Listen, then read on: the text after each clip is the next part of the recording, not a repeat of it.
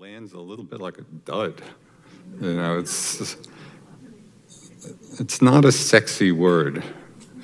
But the mind state it refers to, the mind state that's actually being cultivated in its practice, is hugely rich and hugely nuanced. And tonight I'd like to talk a little bit about, or explore a little bit of the nuances of what it is and, in some cases, what it isn't, but things that can be mistaken for mindfulness. One of the things that first comes to mind, you know, if we were just to try to say in a few words, what's mindfulness? A very common response might be, well, it's living in the present moment. It's being in the present. So that's a pretty good beginning, because as probably all of you know, and especially since almost everybody here has a meditation practice, you're all very aware of how much of the time we are lost in thoughts of past and lost in thoughts of future. How sometimes very little time is actually spent in the moment, you know, because of this proliferation of thoughts. So the first response, what is mind? Well, it's living in the moment, not being so lost in past, not being so lost in the future.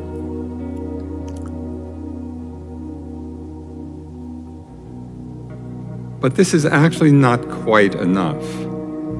Mindfulness means something more than just living in the moment. As an example of this, and I'm just using this particular example because I happen to love this particular breed of dogs. Are you familiar with black labs? Yeah, they're playful and they're happy and they're always happy to see you and they're kind of running around. They are living in the present. They're not lost in the past. They're not lost in the future. They are right there in the present moment. But based on my astute observation of them, they don't look all that mindful. You know, they're just kind of being led around mostly by their nose, you know, and having a grand old time, very much in the present, but not really mindful. So mindfulness has to mean something more than just being in the present, or else we would all be practicing what I call black lab consciousness, right? How do we come to the reality? How do we come to a deeper reality than simply living in the present? So we're not confined by this black lab consciousness. There has to be something more, something bigger, a further dimension to mindfulness. So then we might say, well, it is living in the present, but what we need in addition is a certain observing power of the mind. So that as we know what's happening, we know that we're knowing. Right? And this is something that black labs don't particularly seem to have. Okay, so maybe mindfulness is this observing power of the mind. We're getting closer here. You know, in our meditation, we'll often speak of, yes, observe what's happening. Observe the thoughts, observe the breath. On one retreat, a woman came up to me who was on the retreat, and she said that she had recently been on a cruise.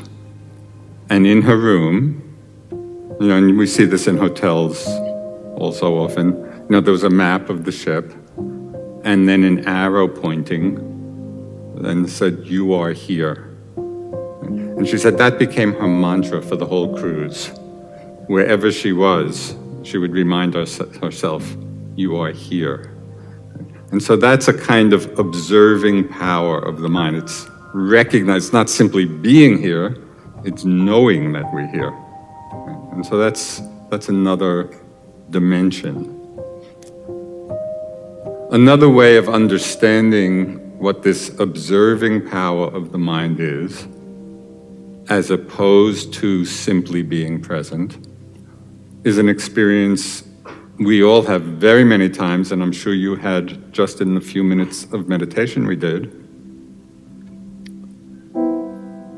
It's experiencing the difference between being lost in a thought and being aware that we're thinking. So are you familiar with that difference? It happens a lot, right? We're very often, thoughts are happening, and if we're not aware, if we're not mindful, we're carried along on the train of association. So we're in the thought, we're in that whole thought process, and one could even say we're present in the thought process, but we don't know that we're thinking.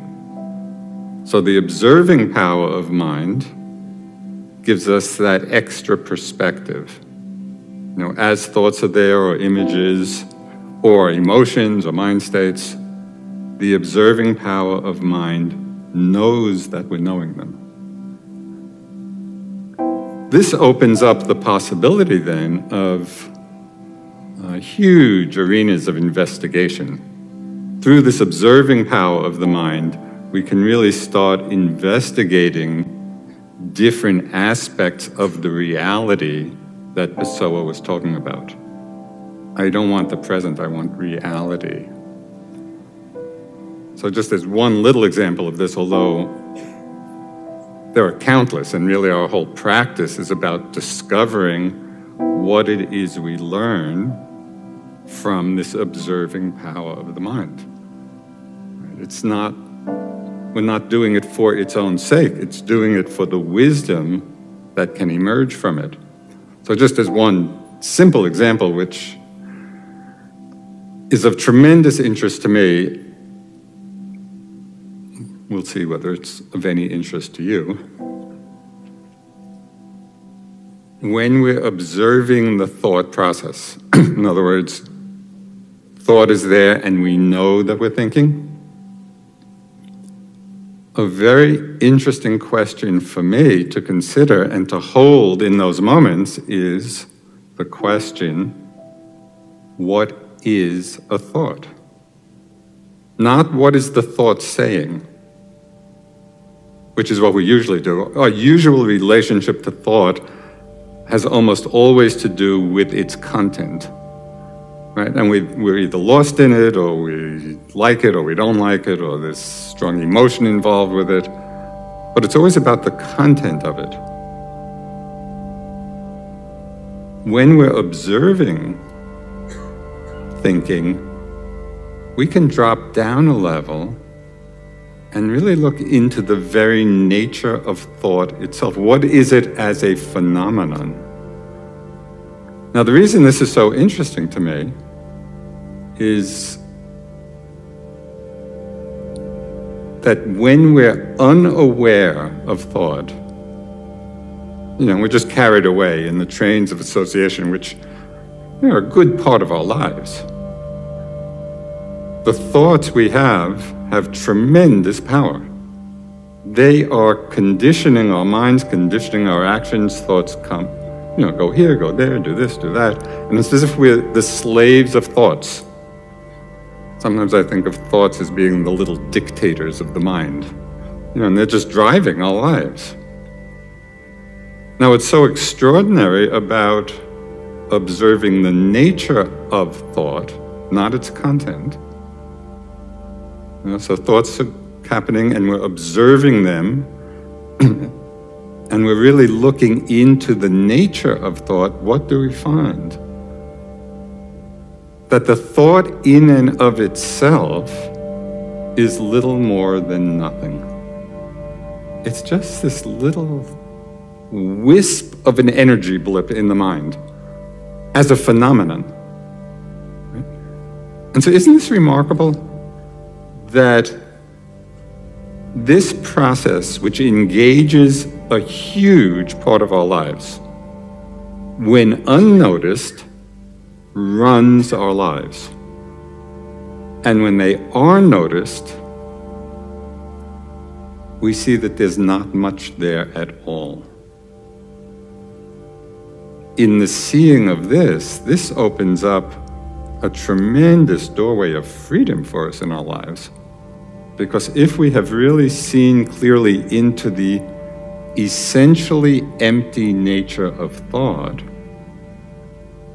then as the different content presents itself, there's much more space to exercise some wise discernment.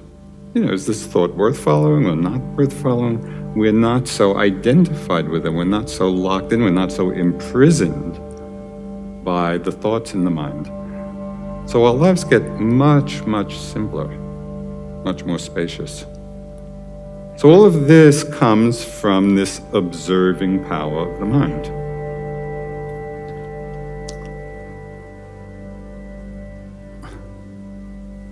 But this observing power of the mind is still not yet mindfulness.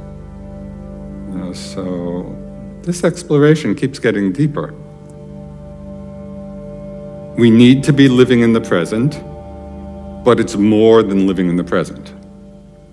We need to be cultivating the observing power of the mind in order to investigate all of the aspects of our experience. But mindfulness is more than just the observing power. Because we can be observing experience, and we often are, through many different filters in the mind. We can be observing experience through the filter of desire. We can be observing things through the filter of anger or aversion, or through the filter of delusion, where there's just a cloudiness. We're observing, we're in that mode, but the observation is being conditioned by the particular mind state.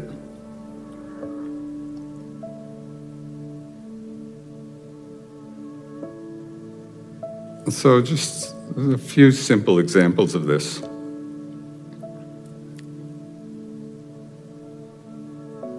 When we're observing things through the filter of desire or wanting,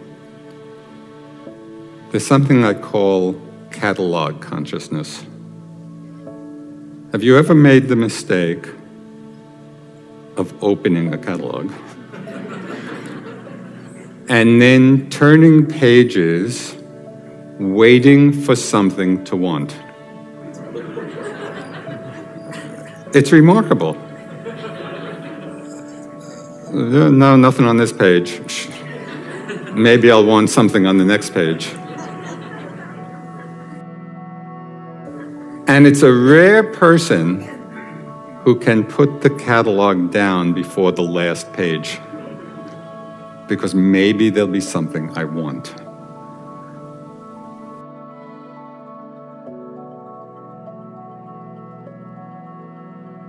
So that whole time, we may be observing what we're seeing, but it's all through the filter of wanting.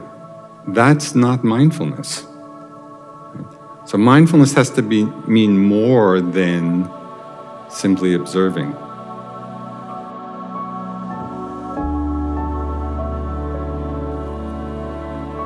Another example.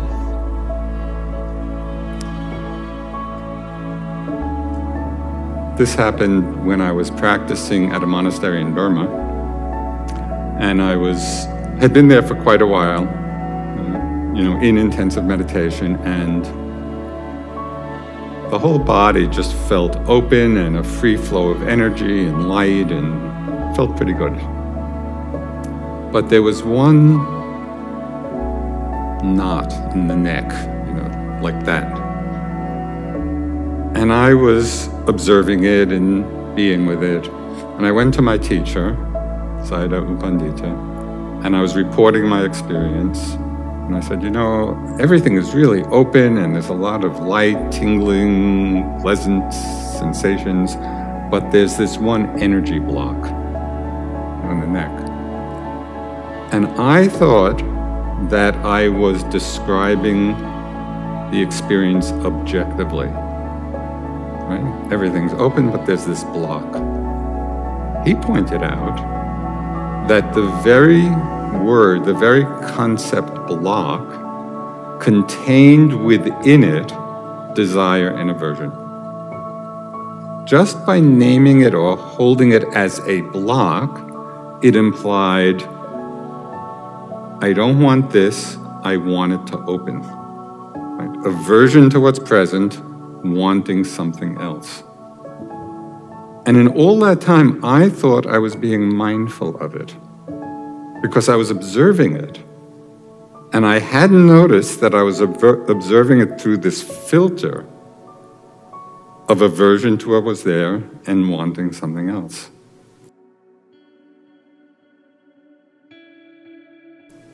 So you're beginning to see kind of the nuances of mindfulness. Mindfulness means the observing power of the mind, so that has to be there, but the mind that is free of desire and aversion and delusion. Mindfulness means we're with experience, free of those filters. And so it takes quite a lot of practice and attention to really check to see, okay, what is the attitude in the mind with respect to the present experience? And this is a very useful meditation technique. So in whatever way you're practicing, periodically, and it can be reasonably frequently, it can be very helpful to ask the question, with whatever the present experience is, well, what's the attitude in the mind now about this? So we're remembering to check in, we're remembering to look. Oh, just another little example of this. And this is a completely ordinary kind of meditation. I was sitting, just feeling my breath. You know, it seemed very ordinary, very simple, very basic. Just sitting there feeling the breath. And then I remembered to ask this question, okay, well, what's the attitude in my mind? And that's not normally a question we would ask with respect to feeling the breath, right? Because it just seems like such an ordinary thing to do. But I asked that question, I was just feeling the breath. I asked the question, what's the attitude in my mind? And in the very moment of asking the question, I could feel a certain release. It wasn't even from getting an answer, it was simply from asking the question. And it made me realize, as I felt that slight release, I realized that even as I was simply feeling the breath, there was this subtle overlay of wanting, of expectation. I'm with the breath in order to get more concentrated, or in order to become calm. Or it's that in order to mind. Right? So again, when that's there, that's not mindfulness. That's being in the breath, seeing, observing it through a filter of wanting, of desire. It can be that subtle.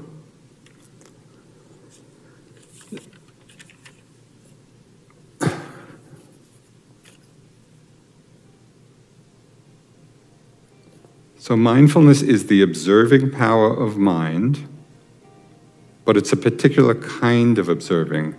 And this begins to bring us into the understanding of the ethical dimension of mindfulness. And this is something that maybe as it's becoming more widespread, this ethical dimension of it perhaps is sometimes lost or not talked about.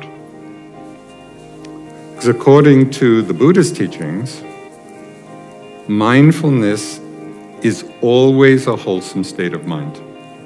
It's always skillful, which means that in a moment of mindfulness, The mind is free of greed, it's free of wanting, it's free of aversion, it's free of delusion. This is the tremendous purifying force of mindfulness in the mind. We're freeing the mind, we're deconditioning, we're weakening these unskillful tendencies. And there's one teaching of the Buddha which is so obvious that for the most part I think we overlook it or we don't pay attention to it. When he said, what we frequently think about or ponder, or we could say what is frequently arising in the mind becomes the inclination of the mind. So if we are frequently lost in the wanting mind, or frequently lost in the aversive mind, we're deepening those grooves. What we frequently think about, ponder upon, practice, that becomes the inclination of the mind. So it's not as if we're going through our life experience and everything is just what it is in the moment and it has no repercussions. We are actually cultivating, in one way or another, the patterns and inclinations of our lives. So here we begin to see that mindfulness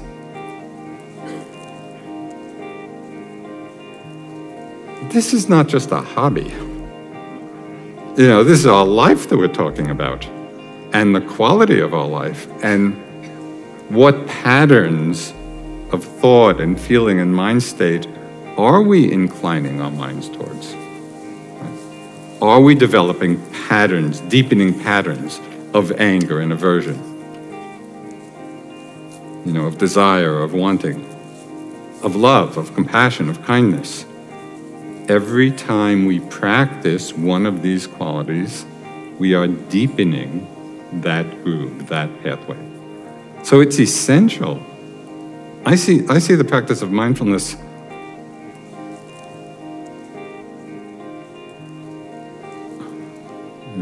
I was going to say it's as essential as eating, but maybe it's not quite that basic since we would survive without it. But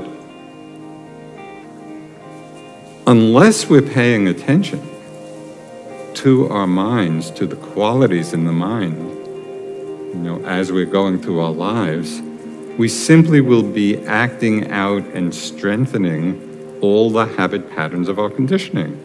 And some undoubtedly are skillful and wholesome, but there are a lot that are not. And unless we practice mindfulness and are paying attention, we don't have any possibility of observing what's going on and actually making choices. Ajahn Sumedho, who's an American monk who was in the Thai forest tradition and brought that tradition to the West, many of you probably know of him. He had a very pointed teaching. He said, our practice is not to follow our hearts, it's to train our heart. You know, I think there's a big difference there because so much in our culture, you know, is encouraging, well, just follow your heart. And it sounds good. You know, and we respond to that, yeah, follow our heart.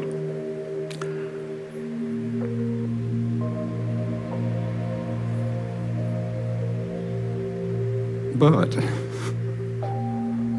once we take a look at our hearts, we see there's a whole mix of qualities.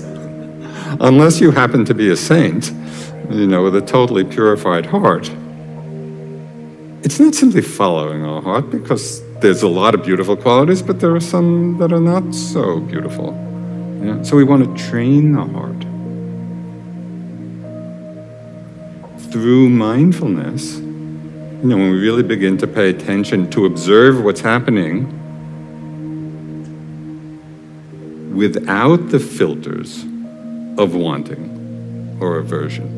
or delusion, then we can begin to see what's there and actually to make wiser choices.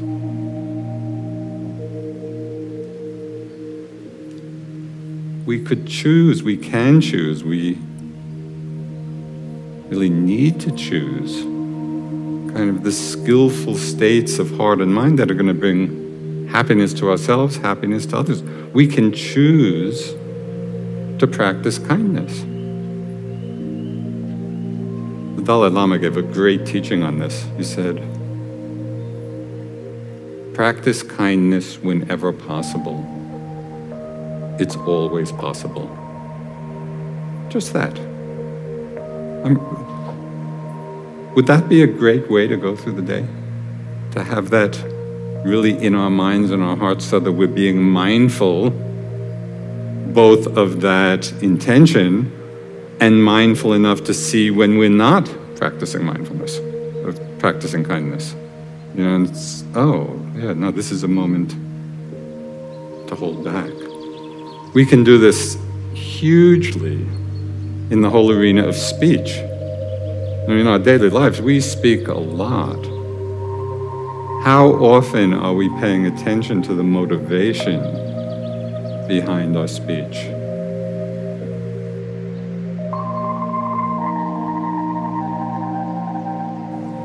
So, through mindfulness, we begin to see that within ourselves, we actually all have an inner remote. And we can change channels. You know, if we're mindful enough to see what channel is playing in the mind, and to know, and this is one of the meanings of mindfulness, is to remember or to call to mind what is skillful, what is not skillful, what is wholesome, what is not wholesome, what leads to peace, what leads to suffering. So part of mindfulness, and this is part of the richness of it, we need to learn both through study, but even more importantly, through our own experience. We need to learn and remember to call to mind, oh no, this mind state, this is not skillful. You know, this is just strengthening anger or wanting or whatever it may be. Or we see a moment of genuine kindness, you know, or love or compassion. We recognize that as this is a skillful state, this should be cultivated. And so it's mindfulness which gives us this power, you know, to choose. And this is an ethical understanding suffusing awareness, suffusing mindfulness. It becomes the foundation then for the choices that we're making.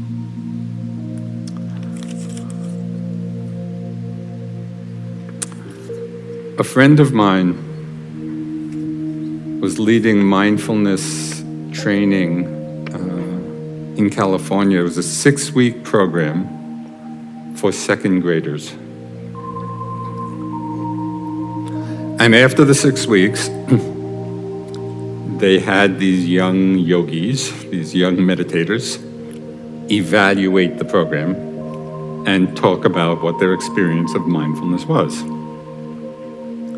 So this is some of their comments from the second graders. Mindfulness helps me get better grades. Mindfulness helps me calm down when I get upset. It also helps me with sports and to go to sleep at night. Thank you for teaching mindfulness. Mindfulness changed my life. Mindfulness really gets me calm. This is my favorite. Mindfulness is the best thing I have done in my life.